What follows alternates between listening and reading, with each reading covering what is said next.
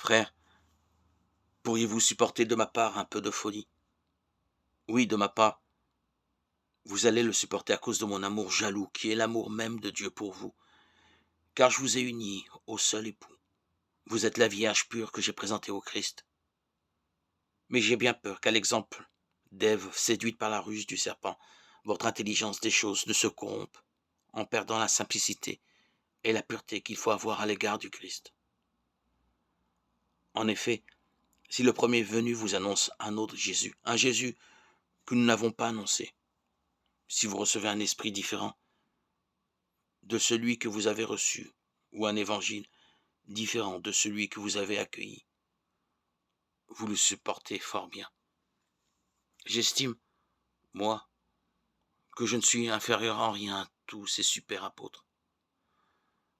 Je ne vaux peut-être pas grand-chose pour les discours, mais pour la connaissance de Dieu, c'est différent. Nous vous l'avons montré en toute occasion et de toutes les façons.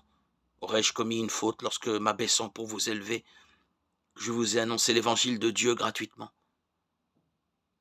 J'ai appauvri d'autres églises en recevant d'elles l'argent nécessaire pour me mettre à votre service. Quand j'étais chez vous et que je me suis trouvé dans le besoin, je n'ai été à charge de personne, en effet. Pour m'apporter ce dont j'avais besoin, des frères sont venus de Macédoine. En toute occasion, je me suis gardé d'être un poids pour vous. Et je m'en garderai toujours. Aussi sûrement que la vérité du Christ est en moi, ce motif de fierté ne me sera enlevé dans aucune des régions de la Grèce. Pourquoi donc me comporter ainsi? Serait-ce parce que je ne vous aime pas? Mais si, et Dieu le sait.